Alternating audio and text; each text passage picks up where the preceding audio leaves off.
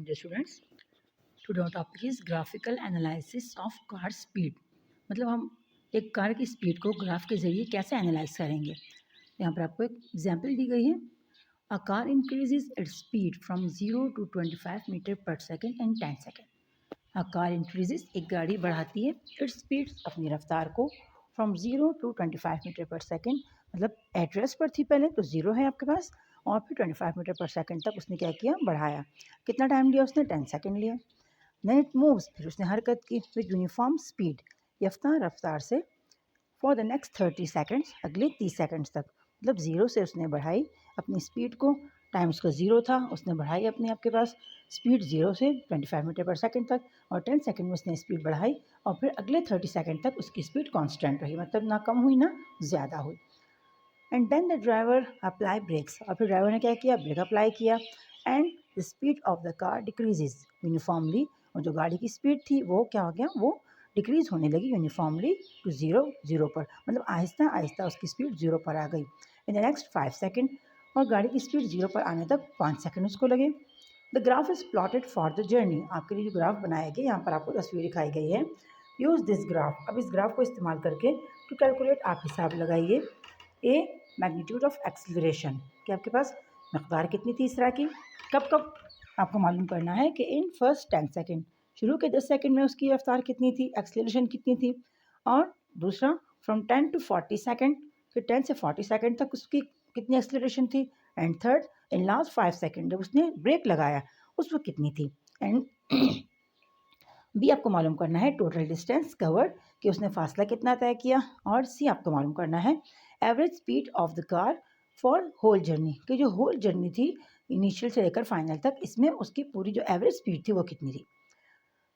तो यहाँ पर आपको फिर सोल्यूशन भी दिया गया है। पहले ए नंबर में आपको मालूम करना है the slope of the graph will give magnitude of acceleration, आपके पास जो स्लोप है ग्राफ का वो आपको मिकदार बताएगा।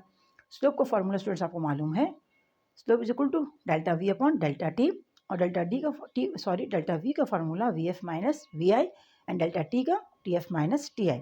मैग्नीट्यूड ऑफ एक्सेलरेशन ये बराबर है एक्सेलरेशन की मिकदार के। तो अब इसी फार्मूले से हम मालूम करेंगे फॉर द फर्स्ट 10 सेकेंड, शुरू के 10 सेकेंड अगर आप ग्राफ में देखते हो स्टूडेंट्स, तो ये ओ ए लाइन जो है ये आपको रिप्रेजेंट करता है स्लोप। आप ग्राफ में देख सकते हैं ये ग्रीन लाइन जो आपको दी गई है, और जो ब्लू रीजन दिया गया है ओ से लेकर ए तक, ये आपके पास जो है शुरू के 10 सेकेंड में आपको ये स्लोप बता रहा है। अब इसी वैल्यूज़ को आप स्टूडेंट्स ऊपर के फॉर्मूले में पुट कर दीजिए। Magnitude of acceleration is equal to, जो फाइनल वेलोसिटी आपके पास थी वो 25 मीटर पर सेकेंड थी, इनिशियल आपके पास 0 मीटर पर सेकेंड थी, और टाइम अगर आप देखो final time 10 second and initial time 0।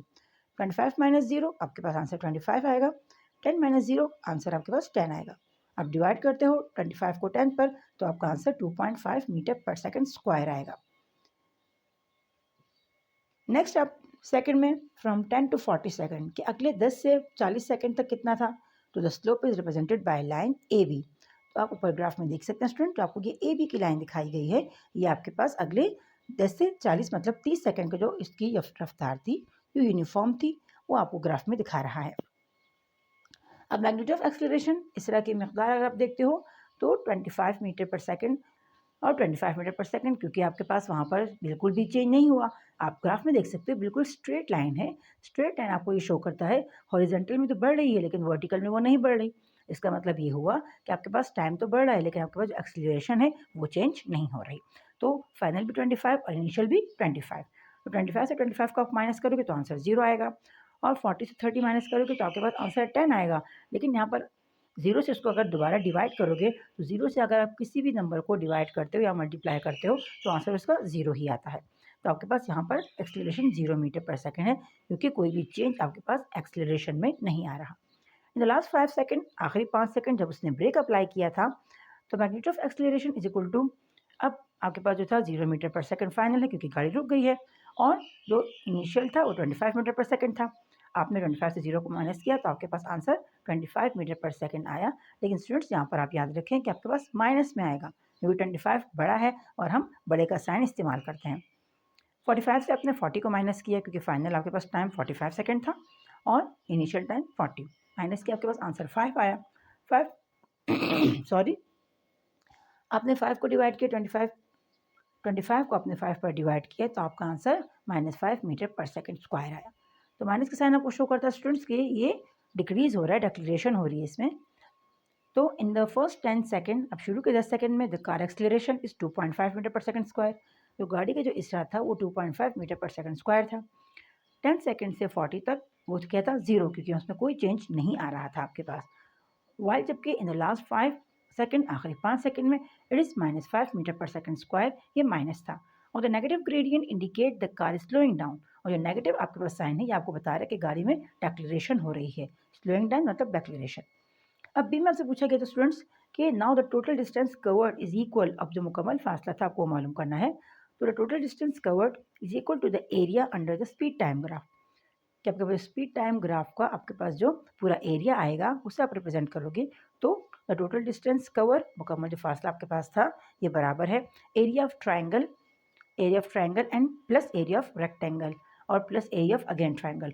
अगर आप स्टूडेंट इस तस्वीर को गौर से देखते हो तो आपको यहाँ पर 2 ट्राइंगल नजर आएंगे जो ब्लू रीजन में है, और ये येलो में आपको रेक्टेंगल नजर आएगा। तो ये पूरा आपके पास क्या है, ये आपके पास डिस्टेंस है। तो आप इस सबको लोगे तो अब शुरू को जो आपके पास ट्राइंगल है वो OAE है, फिर जो आपके पास रेक्टेंगल है ये ABED, और जो लास्ट आपके पास ट्राइंगल है छोटा सा वो DBC, ये आपके पास आ रहा है।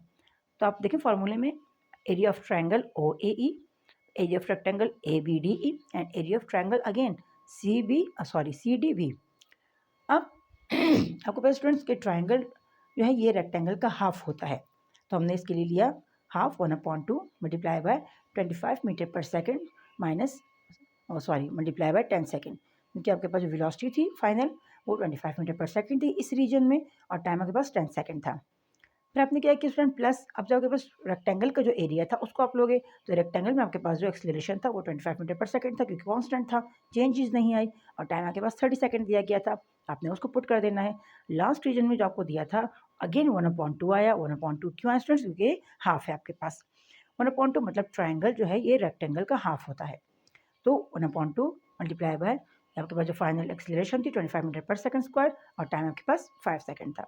अब सबको आपको कैलकुलेट किया, 25 मल्टीप्लाई बाय 10 तो 125 आ गया, 25 मल्टीप्लाई बाय 30 75 मीटर आ गया आपके पास।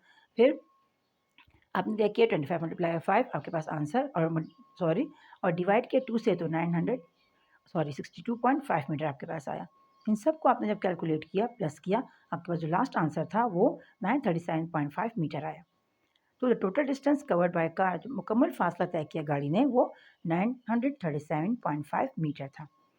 अब एवरेज स्पीड मालूम करनी है आपके पास कि भाई एवरेज स्पीड क्या रही इसकी। Now the average speed can be calculated. अब औसत स्पीड को आप मालूम कर सकते हैं when distance is divided by total time, कि टोटल डिस्टेंस को आप डिवाइड करोगे टोटल टाइम पर। फॉर्मूला आपको मालूम है V=S/T। एस की जगह आपने एस की वैल्यू 937.5 मीटर एंड टाइम की जगह 45 सेकेंड। आपने डिवाइड किया 45 पर 937.5 को, तो आपको जो आंसर था वो 20.8 मीटर पर सेकेंड आया। तो average speed of the car is 20.8 metre per second. जो औसत स्पीड थी गाड़ी की वो 20.8 मीटर पर सेकेंड थी। तो होप स्टूडेंट आपको समझ में आ गई होगी एग्जाम्पल। कोई बात समझ में ना आई हो तो आप कमेंट करके पूछ सकते हैं। वीडियो को लाइक एंड शेयर जरूर किया करें, और अपने अच्छे अच्छे कमेंट से भी मुझे आगाह किया करें। इंशाल्लाह नेक्स्ट लेक्चर में मुलाकात होती है। अपना बहुत सारा ख्याल रखिएगा, तो हमें ज़रूर याद रखिएगा। टेक